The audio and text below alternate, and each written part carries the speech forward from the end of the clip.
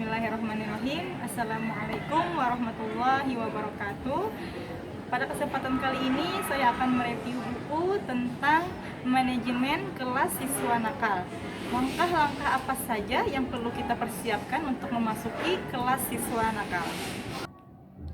Manajemen kelas siswa nakal, karya Farda Khairul R. Buku ini ditulis dalam rangka menciptakan kondisi kelas surga, kelas yang mampu merubah kenakalan menjadi kecerdasan dan kesantunan, kelas yang mampu membangun harapan untuk hidup sukses di masa sekarang dan masa depan, kelas yang mendatangkan kedamaian di hati para siswa dan guru yang mengajar, kelas yang mempersiapkan setiap anggota di dalamnya menjadi pribadi-pribadi yang mandiri dan bersinergi di kelas maupun di luar kelas. Langkah pertama yang perlu kita persiapkan dalam diri kita adalah menikmati kenakalan siswa tersebut. Untuk menikmati kenakalan siswa, hal yang perlu kita lakukan adalah bersyukur, karena Anda orang yang istimewa yang diberkati Allah untuk menerima beban yang mungkin tidak didapat guru lain.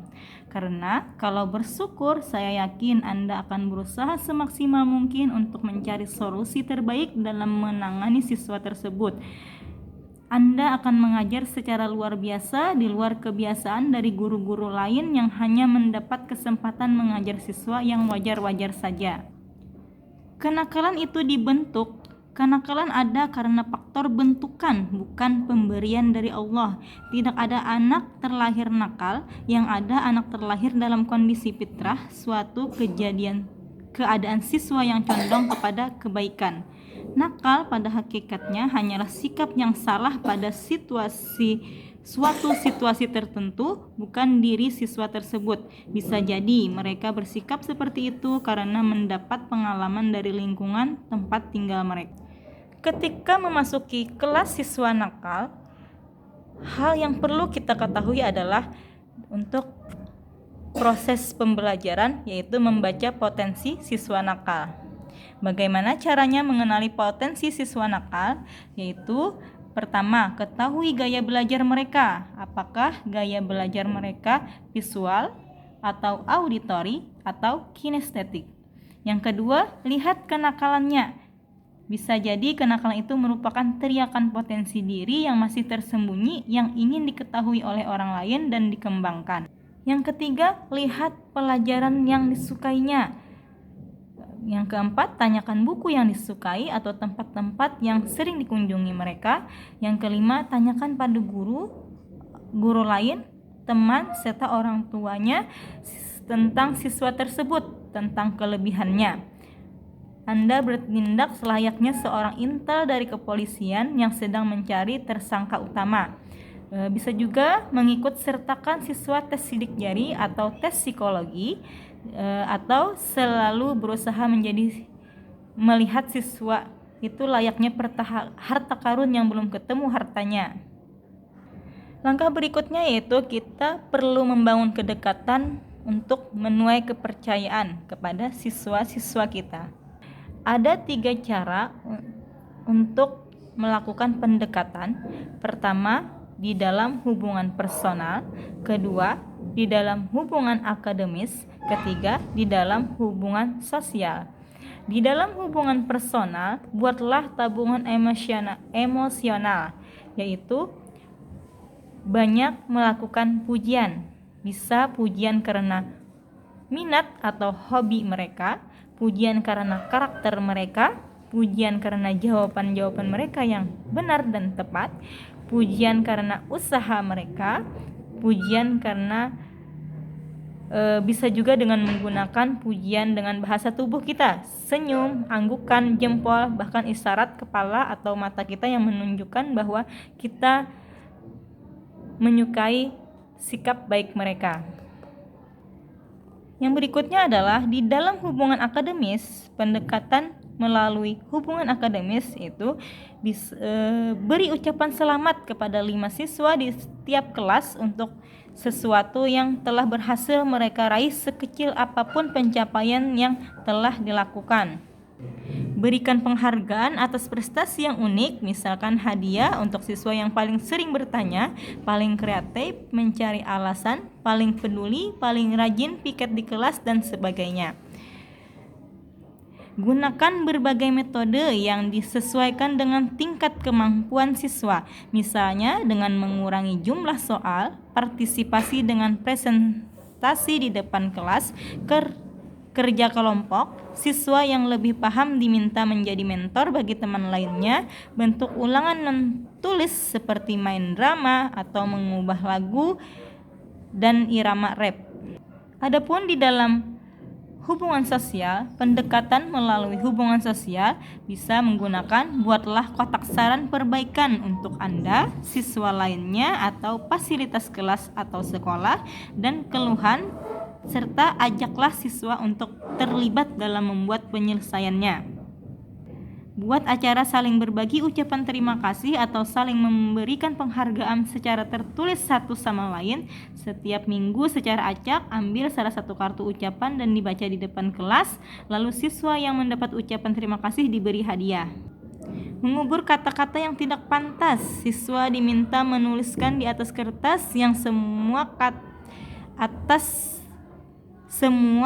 kata tidak pantas yang pernah mereka gunakan atau mereka dengar, kemudian dikumpulkan ke dalam kotak sepatu, lalu mereka kubur bersama dan tidak akan digunakan lagi. Jika ada yang terlewat, kegiatan penguburan ini akan dilakukan kembali secara berkala pada penguburan berikutnya.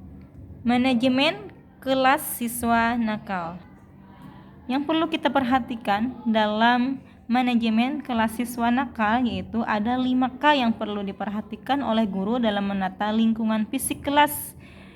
Yang pertama, keleluasaan pandangan, artinya menempatkan dan menata barang-barang di dalam kelas tidak mengganggu pandangan siswa sehingga siswa secara leluasa dapat memandang guru, benda, atau kegiatan yang sedang berlangsung. Begitu pula guru harus dapat memandang semua siswa pada waktu mengajar. K yang kedua adalah kemudahan akses dicapai. Penataan ruang harus dapat memudahkan siswa untuk meraih atau mengambil barang-barang yang dibutuhkan selama proses pembelajaran. Yang berikutnya, fleksibilitas. Keluasan. Barang-barang di dalam kelas hendaknya mudah ditata dan dipindahkan yang disesuaikan dengan kegiatan pembelajaran.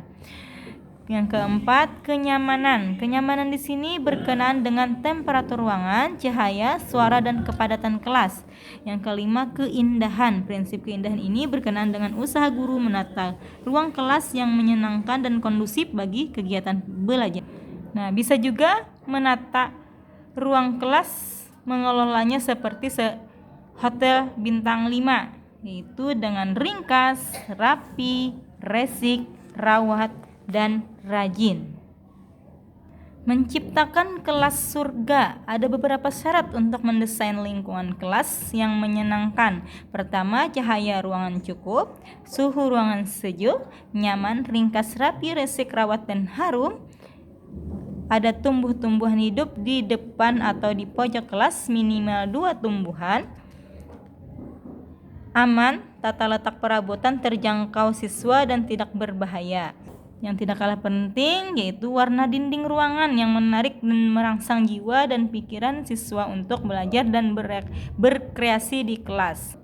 Nah, selain penataan ruangan kelas, desain ruang kelas yang bisa diubah-ubah juga posisi duduknya. Yang pertama bisa seperti model U, model corak tim, model kelompok untuk kelompok workstation, model keyfront, model meja konferensi, model group on group, model breakout, atau model auditorium.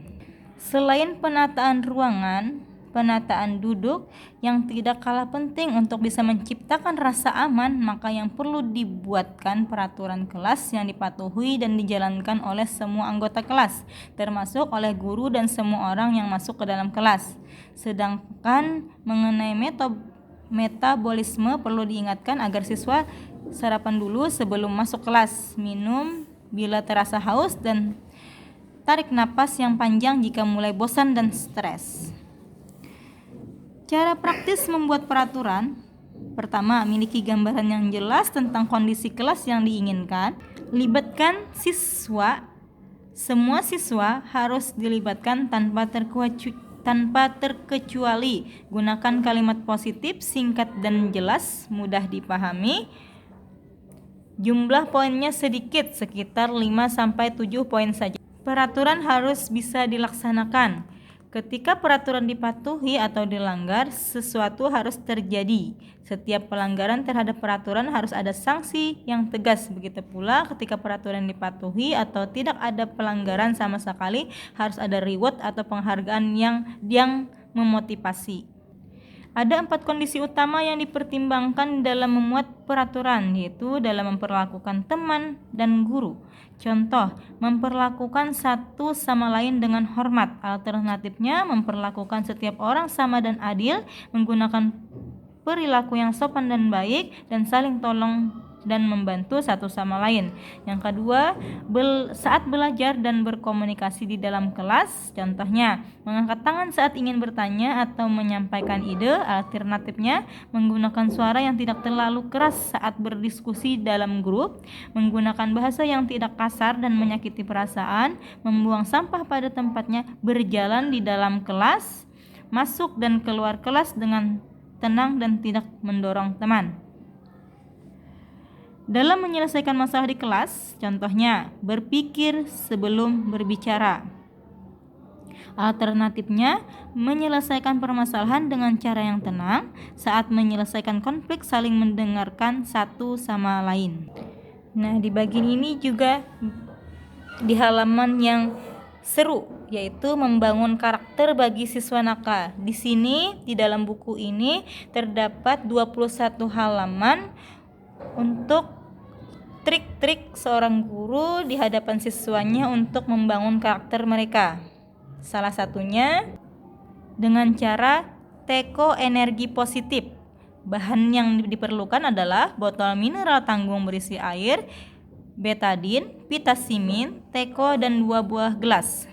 Nah, prakteknya, guru menuangkan air bersih ke dalam teko, selanjutnya dari teko dituangkan ke gelas, kemudian diteteskan betadin ke dalam air bersih di botol mineral dan dicampur. Setelah itu dituangkan ke dalam teko dan dari teko dituangkan ke gelas.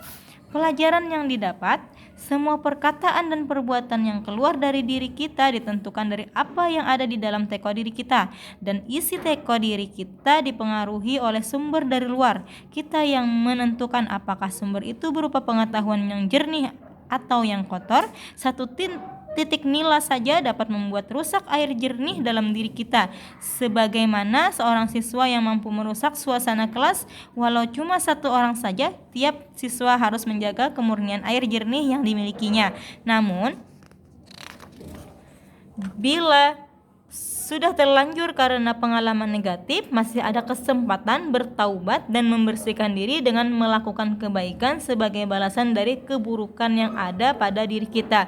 Pada waktu menyatakan taubat, guru memasukkan pitassimin ke dalam gelas yang keruh karena betadin tersebut. Ini membuat air menjadi jernih kembali. Nah, di sini masih banyak contoh-contoh yang bisa dipraktekkan, yang ingin mempelajari dan mempraktekkannya bisa dibaca di dalam buku Manajemen Kelas Siswa Nakal karya Farda Khairul R. Terima kasih dari saya.